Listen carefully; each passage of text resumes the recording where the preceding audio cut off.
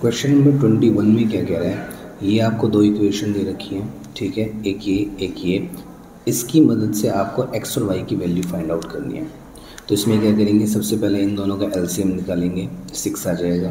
2 के टेबल में 6 3 पे आता है, तो 3 को x से करूँगा तो 3x। 3 के टेबल में 6 2 पे आता है, तो 2 2 ज़ा 4, ठीक है। उसके बाद ये डिवाइड में है तो वहाँ जाकर मल्टीप्लाई, 6 1 ज़ा 6, माइनस का साइन, ये होगी मेरी इक्वेशन 1, ठीक है। सिमिलरली इन दोनों का एलसीएम लूँगा तो 6 आ जाएगा।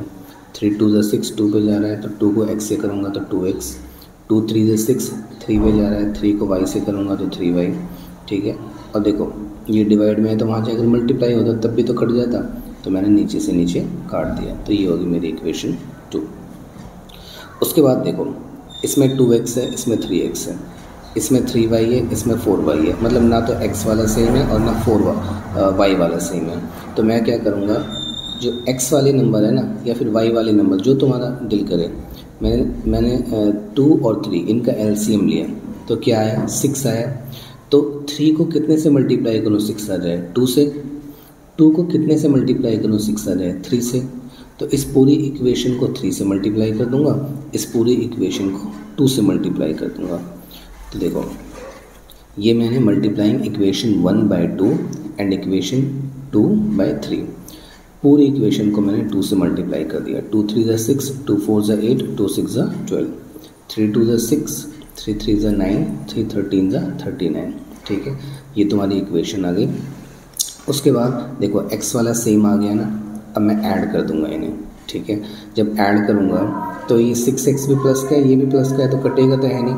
मैंने इक्वली इसलिए किए थे कि ये कट जाएँ, तो साइन चेंज करूंगा। अगर इसका साइन चेंज करूंगा ना तो सबका चेंज करना पड़ेगा। जैसे यहाँ पर मल्टीप्लाई करना था तो सबके साथ मल्टीप्लाई किया, ऐसे ही साइन चेंज करूंगा तो सबका साइन चेंज होगा। जो प्लस का है वो माइनस का हो जाएगा और जो माइनस का है वो प्लस का हो जाएगा। ये प्लस का है तो ये माइनस, ये माइनस है तो ये प्लस, ये प्लस है तो ये माइनस। तो देखो ये कट गया, प्लस माइनस, ये प्लस, 8 + 9 17y आ गया, ये माइनस माइनस प्लस 39 + 12 51 आ गया, लेकिन माइनस का साइन आएगा क्योंकि दोनों माइनस के हैं। उसके बाद ये 17 मल्टीप्लाई में है तो यहाँ जाकर डिवाइड में, तो 17 थी 51, तो y की वैल्यू -3 आ गई। उसके बाद y की वैल्यू या तो इस इक्वेशन में पुट कर दो, इक्वेशन फर्स्ट में डाल दो या फिर इक्वेशन सेकंड में डाल दो, मर्जी है किसी में भी डाल दो। मैंने इक्वेशन फर्स्ट में y की वैल्यू पुट कर दी। देखो 3x + 4y = -6 थी फर्स्ट इक्वेशन, तो बस मैंने y की जगह -3 पुट कर दिया, ठीक है। अब 4 3 = 12, माइनस का 12 हो जाएगा, अब माइनस वहाँ जाकर प्लस का हो जाएगा, ठीक है। इक्वल टू के बाद प्लस का साइन हो जाएगा, तो 12 - 6 क्या हो जाएगा, 6। ये मल्टीप्लाई में है तो यहाँ जाकर डिवाइड हो जाएगा, 3 2 ज़ा 6, x की वैल्यू 2 आ गई। तो बड़ा बड़ा लिख देना, therefore x = 2 and y = -3। Question number 22 में क्या कह रहा है, Meena went to a bank to withdraw 2000 rupees, ठीक है। मीना जो है बैंक गई 2000 रुपये निकालने। अब तुम्हें पता है कि टोटल रुपीज़ कितने हैं, 2000। She asked the cashier to give her 50 and 100 rupees notes, मतलब जो वो कैशियर से कह रही है कि मुझे सिर्फ और सिर्फ 50 के नोट चाहिए और 100 के नोट चाहिए, ठीक है। Meena got 25 notes in all, तो टोटल नोट उसे 25 मिले। अब देखो टोटल नोट 25 है और टोटल रुपीज़ 2000 है, तो मैं नहीं पता कि 50 के नोट्स कितने हैं, 100 के नोट्स कितने हैं, तो वही तुम्हें फाइंड आउट करना है। सबसे पहले मैं क्या करूँगा, मैं मान लूँगा कि 50 के नोट्स x हैं और 100 के नोट्स y हैं। उसके बाद देखो let the notes of 50 x हो गए, let the notes of 100 y हो गए, ठीक है। और टोटल नोट्स मेरे कितने, टोटल नोट्स नहीं, ये गलत है, टोटल रुपीज़, टोटल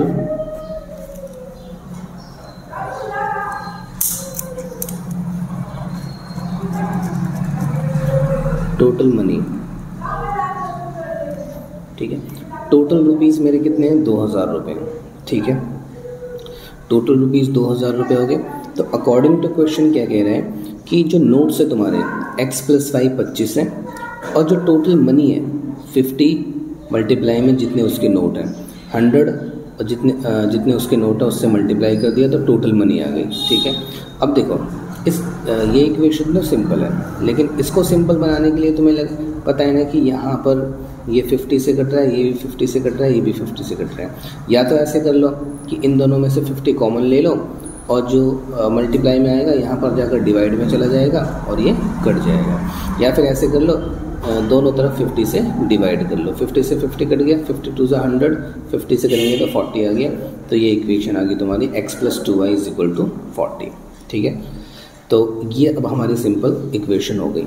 अब देखो इसमें x मतलब सेम है, कोई दिक्कत नहीं है, तो डायरेक्ट मैं ऐड कर सकता हूँ। ठीक है, अब ऐड करता हूँ। एडिंग इक्वेशन 1 और 2 मैंने ऐड कर लिया। देखो x भी प्लस का था, ये भी प्लस का था, तो ये तो कटेगा नहीं, तो मैंने सबके साइन चेंज कर दिए। ये प्लस का है तो ये माइनस, ये प्लस का है तो ये माइनस, ये प्लस का है तो ये माइनस, तो ये कट गया। ठीक है, माइनस प्लस माइनस, 2y में से y गया, y बचा। बड़ा वाला नंबर है ना माइनस का, तो माइनस का साइन आएगा। -40 में से 25 गया, 15 आया। बड़ा वाला साइन माइनस का है तो माइनस आया। y = 15 आ गया। अब 15 की वैल्यू या तो इक्वेशन 1 में पुट कर दो या इक्वेशन 2 में पुट कर दो, मर्जी है। तो मैंने y की वैल्यू इक्वेशन 1 में पुट कर दी। तो x + y 25 था, y की वैल्यू 15 थी, 15 वहाँ जाकर माइनस हो जाएगा, तो x की वैल्यू 10 आ जाएगी। मतलब जो 50 रुपये के नोट्स थे ना वो 10 थे, 100 रुपये के जो नोट्स थे वो 15 थे। अब देखो मल्टीप्लाई करके देखो, 50 के नोट्स 10 थे मतलब 500 रुपये ये हो गए, 100 के नोट्स 15 थे तो 1500 रुपये ये हो गए, 1500 + 500 2000 रुपये हो गए ना। और टोटल मनी देखो 2000 रुपये थी ना। क्वेश्चन नंबर 23 में क्या कह रहे हैं, if we add 1 to the numerator and subtract 1 from the denominator. अगर न्यूमरेटर में 1 ऐड कर दूँ, डिनोमिनेटर में 1 सब्ट्रैक्ट कर दूँ। देखो फ्रैक्शन होता है, फ्रैक्शन को मैं x/y मान लेता हूँ। ठीक है, और जो ऊपर वाला होता है वो न्यूमरेटर होता है और जो नीचे वाला होता है वो डिनोमिनेटर होता है। ठीक है, इट बिकम्स 1/2। देखो न्यूमरेटर में ऐड कर रहा हूँ और डिनोमिनेटर में 1 सब्ट्रैक्ट कर रहा हूँ, तो फ्रैक्शन जो है 1/2 हो जाता है। मैंने मान लिया कि फ्रैक्शन जो है x/y है। अकॉर्डिंग टू द क्वेश्चन, अगर मैं न्यूमरेटर में 1 ऐड करता हूँ और डिनोमिनेटर में 1 लेस करता हूँ तो फ्रैक्शन हो जाता है मेरा,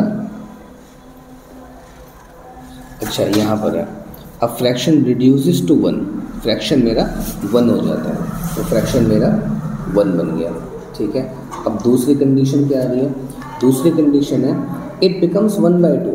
फ्रैक्शन जो है 1/2 हो जाएगा अगर only add 1 to the denominator, अगर मैं सिर्फ और सिर्फ डिनोमिनेटर में 1 ऐड करता हूँ। ठीक है, find the fraction find out करना है। देखो इसमें क्या केस था कि सिर्फ डिनोमिनेटर में 1 ऐड करना है तो तुम्हारा फ्रैक्शन 1/2 हो जाएगा। ठीक है, बहुत ध्यान से करने हैं क्वेश्चंस। उसके बाद मुझे ऐसे क्वेश्चन जो होते हैं उनमें क्रॉस मल्टीप्लाई करते हैं। ठीक है, एक सिंपल इक्वेशन बनानी होती है जैसे पहले आई थी ना ऐसे, तो क्रॉस मल्टीप्लाई किया, y - 1 को 1 से करूँगा तो y - 1 ही आ जाएगा। ठीक है, तो y प्लस का है तो वहाँ जाकर माइनस का हो जाएगा, ये प्लस का है तो यहाँ जाकर माइनस का हो जाएगा। ये ऑलरेडी माइनस में था तो ये माइनस का 1, तो x - y = माइनस प्लस, तो -1 - 2 हो जाएगा। ठीक है, सेम ये करूँगा क्रॉस मल्टीप्लाई, 2 को x से करूँगा तो 2x आ जाएगा, y + 1 को 1 से करूँगा तो y + 1 आ जाएगा।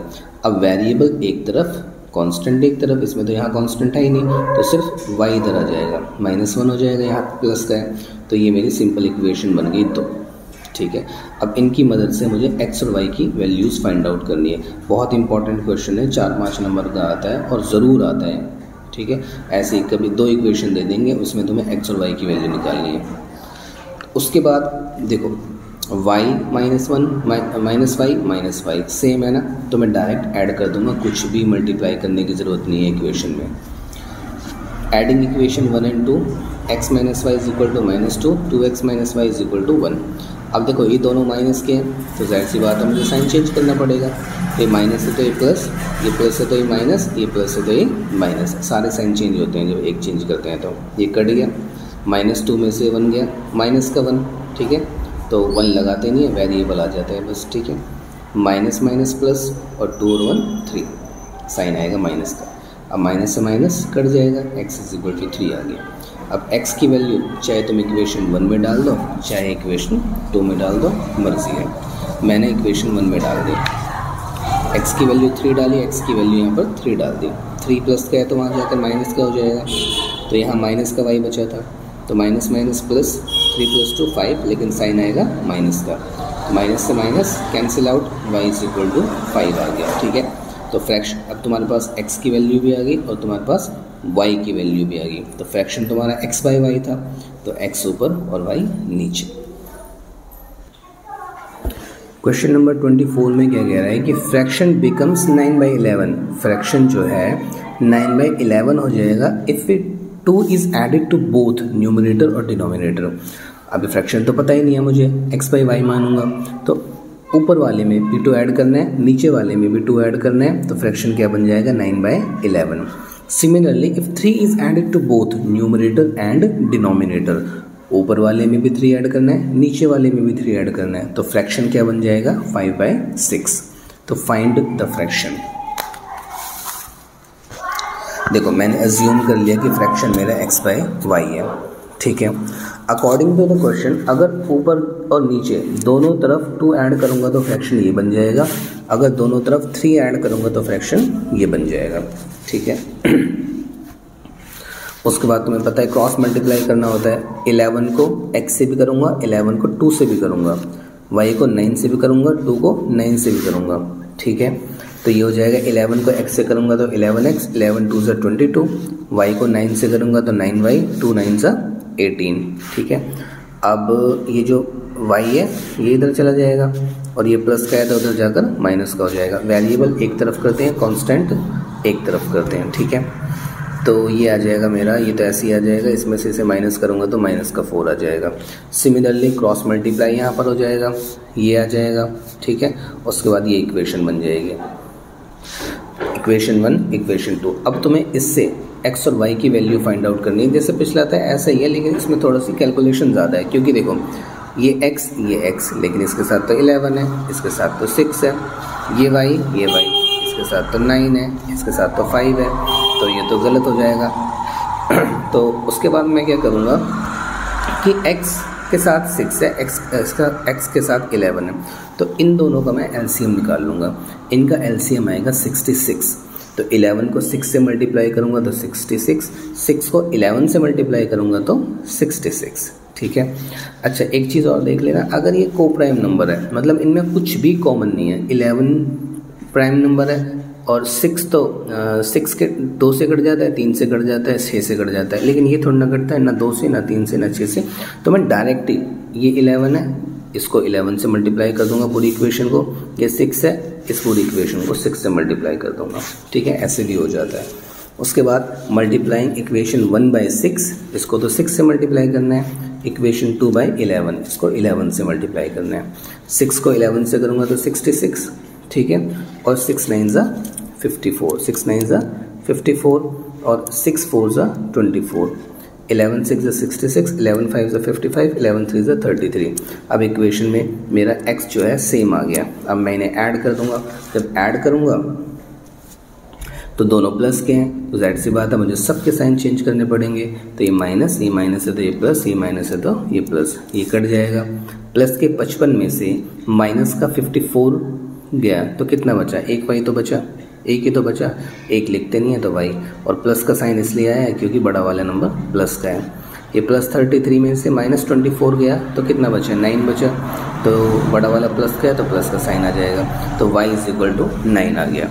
अब जैसे कि पहले करते थे, y की वैल्यू चाहे इक्वेशन 1 में पुट कर दो चाहे इक्वेशन 2 में पुट कर दो। अच्छा अब तुम सोचोगे कि इस वाले इक्वेशन में पुट करें या इस वाले इक्वेशन में पुट करें, मतलब ये तो मल्टीप्लाई करने के बाद आई है ना, ऐसा कुछ नहीं है, जो तुम्हारी स्टार्टिंग की इक्वेशन है ना ये वाली, इनमें पुट कर दो। ठीक है, ज़रूरी नहीं कि ये जो मल्टीप्लाई करने के बाद जो इक्वेशन आई है इनमें ही पुट करना है, नहीं, आंसर तो सही आएगा लेकिन कितनी ज़्यादा कैलकुलेशन हो जाएगी, है ना। तो तुम्हारी जो ये वाली इक्वेशन है ना, ये वाली जो पहले आई थी, इन्हीं में ही पुट कर देना। ठीक है, ध्यान रखना है।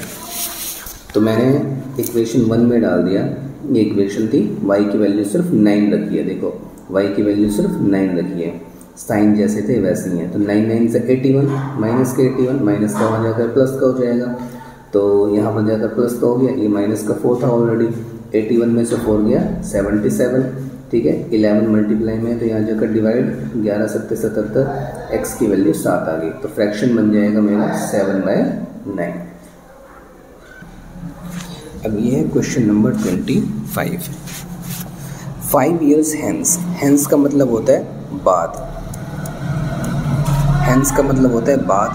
5 years hence the age of Jacob will be 3 times that of his son, मतलब उसके लड़के की 3 गुना। अगर उसका लड़का 10 साल का है तो जैकब होगा 30 साल का।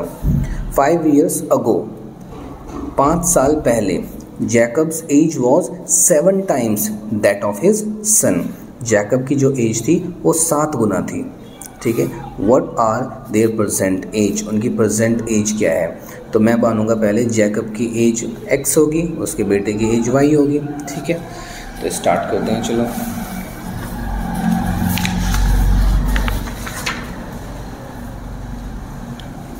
Late the Jacob age x है और सन की एज क्या है? y है, ठीक है। अब देखो 5 साल बाद, 5 साल बाद, ये तो अब की है ना, तो इसमें 5 ऐड कर दूंगा जैकब की एज में, और सन की एज में भी 5 ऐड कर दूंगा, ठीक है। अगर मैंने ऐड कर दिया, उसके बाद क्या कहा था कि जो जैकब की एज है ना वो सन की एज की 3 गुना है। जैकब की age, Jacob's age will be 3 times that of his son, ठीक है। तो जैकब की जो एज है ना वो सन के एज की 3 गुना है, ठीक है। एक तो ये कंडीशन होगी। दूसरी कंडीशन भी ये थी कि 5 साल पहले जैकब की एज सन की एज की 7 times थी, ठीक है। 5 years ago, 5 साल पहले जैकब की age was 7 times that of his son, ये होगी एक कंडीशन। तो अब क्या करना है, बस ये तो ऐसे ही रहेगा। 3 को 22 से करूँगा तो 3y, 3 को 5 से करूँगा तो 15। सिमिलरली ये तो ऐसे ही रहेगा, 7 को 22 से करूँगा तो 7y, 7 5 ज़ा 35। अब वेरिएबल एक तरफ, कांस्टेंट एक तरफ। ये 3y यहाँ पर आकर माइनस का 3y हो जाएगा, ये प्लस का 5 है तो यहाँ पर आकर माइनस का 5 हो जाएगा। सिमिलरली ये प्लस का 7y यहाँ पर आकर माइनस का 7y हो जाएगा, ये माइनस का 5 है यहाँ पर आकर प्लस का 5 हो जाएगा, ये माइनस का 35 एज इट इज़ रहेगा। अब ये 15 में से 5 गया 10 और 5 में से 35 गया -30। इक्वेशन बन गई दो, है ना। इक्वेशन वाले क्वेश्चंस ज़रूर आएंगे, बहुत इंपॉर्टेंट है इक्वेशन वाले क्वेश्चंस। उसके बाद देखो x और x सेम है तो मैं डायरेक्ट ऐड कर लूँगा, मुझे कुछ भी एलसीएम और मल्टीप्लाई करने की नीड नहीं होगी। एडिंग इक्वेशन 1 और 2, देखो साइन तो दोनों के सेम है तो जाहिर सी बात है मुझे साइन चेंज करने पड़ेंगे। अब ज़रूरी नहीं है हर बार ही करने पड़ेंगे, अगर ये ऑलरेडी माइनस में होता तो मैं क्यों करता माइनस में साइन चेंज, मैं डायरेक्ट ही काट देता, है ना। तो देखो ये कट गया, उसके बाद ये प्लस का 7 माइनस का 3y, 7 में से 3 गया 4y, प्लस का 30 प्लस का 10 40, 4 मल्टीप्लाई में तो यहाँ जाकर डिवाइड, 4 10 ज़ा 40, y की वैल्यू 10 आ गई, मतलब उसके बेटे की जो एज है ना वो 10 साल है, ठीक है। अब देखो उसके बेटे की एज क्या है, 10 साल है ना, उसके बेटे की एज 10 साल है तो 10 तिया 30 साल, 10 पुटिंग द वैल्यू। अब मैंने जो इक्वेशन जो y की वैल्यू है ना वो मैंने इक्वेशन 1 में पुट कर दी, ठीक है। तो y की वैल्यू मैंने, ये इक्वेशन 1 थी, मैंने y की वैल्यू 10 पुट कर दी, 10 तिया 30 माइनस का 30 तो यहाँ पर आकर प्लस हो जाएगा, 30 + 10 40 साल हो जाएगी जैकब की एज। तो जैकब की एज होगी 40 साल, सन की एज हो गई 10 साल।